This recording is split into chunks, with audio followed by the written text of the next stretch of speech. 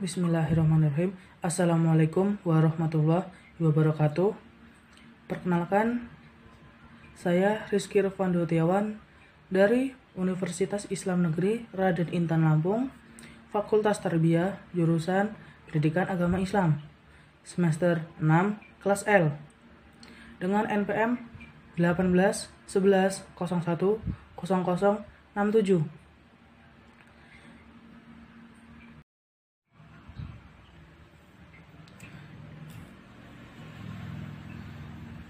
Baik, di sini saya ingin mencoba menjawab pertanyaan dari Ibu Eka Suci Indriasari tentang yang pertama, jelaskan konsep pendidik dan peserta didik dalam perspektif Islam. Yang kedua, tentang jelaskan kewajiban seorang pendidik dalam perspektif Islam. Yang ketiga, apa yang Anda lakukan ketika terjadi problem seperti di bawah ini. Yang A, tentang peserta didik tidak kondusif di dalam kelas. Yang B, peserta didik sulit memahami materi yang disampaikan. Baik, saya akan mencoba menjawab pertanyaan yang pertama tentang konsep pendidik dan peserta didik dalam perspektif Islam. Pengertian pendidik atau guru secara terbatas adalah sebagai satu sosok individu yang berada di depan kelas. Dalam arti luas adalah seorang yang harus mempunyai tanggung jawab untuk mendidik peserta didik dalam mengembangkan kepribadiannya, baik berlangsung di sekolah maupun di luar sekolah. Secara umum, pendidik adalah orang yang memiliki tanggung jawab untuk mendidik. Sementara secara khusus, pendidik dalam perspektif pendidikan Islam adalah orang yang bertanggung jawab terhadap perkembangan peserta didik dengan mengupayakan perkembangan seluruh potensi peserta didik, baik potensi afektif, kognitif, maupun psikomotorik, sesuai dengan nilai-nilai ajaran agama Islam. Peserta didik dalam arti luas adalah siapa saja yang berusaha untuk melibatkan diri sebagai peserta didik dalam kegiatan pendidikan, sehingga tumbuh dan berkembang potensinya, baik yang berstatus sebagai anak yang belum dewasa maupun orang yang sudah dewasa.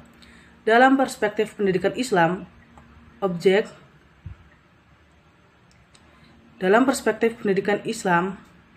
peserta didik merupakan subjek atau objek.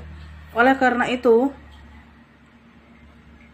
proses kependidikan tidak akan terlaksana tanpa keterlibatan peserta didik di dalamnya. Dalam paradigma pendidikan Islam, peserta didik merupakan orang yang belum dewasa, yang memiliki sejumlah potensi atau kemampuan dasar yang masih belum dikembangkan. Di sini, peserta didik merupakan makhluk Allah yang memiliki fitrah jasmani maupun rohani yang belum mencapai taraf kematangan, baik bentuk, ukuran, maupun perimbangan pada bagian-bagian lainnya. Dari segi rohaniah, ia memiliki bakat, memiliki kehendak, perasaan, dan pikiran yang dinamis dan perlu dikembangkan.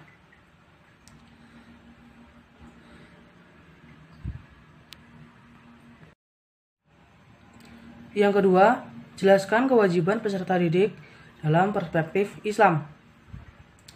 Menurut Imam Al-Ghazali, beberapa kewajiban pendidik yang harus diperhatikan. Yang pertama, harus menaruh rasa kasih sayang terhadap murid, memperlakukan mereka seperti perlakuan anak kita sendiri. Yang kedua, tidak mengharapkan balasan atau jasa ucapan terima kasih, tetapi bermaksud mengajar itu untuk mencari keridhaan Allah dan mendekatkan diri kepadanya. Yang ketiga, memberikan nasihat kepada murid, baik pada setiap kesempatan yang digunakan.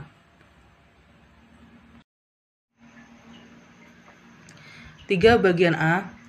Bagaimana yang Anda lakukan jika peserta didik Anda tidak kondusif di dalam kelas? Siswa tidak kondusif di dalam kelas ada beberapa faktor. Yang pertama, siswa yang ribut dan tidak konsen pada pembelajaran. Yang kedua, siswa yang jenuh dengan metode pembelajaran yang diterapkan guru.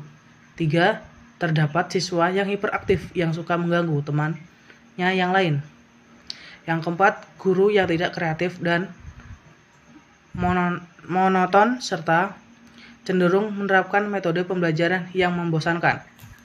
Maka sebaiknya guru harus menjadi atau melakukan yang pertama, yaitu menerapkan metode pembelajaran yang bervariasi.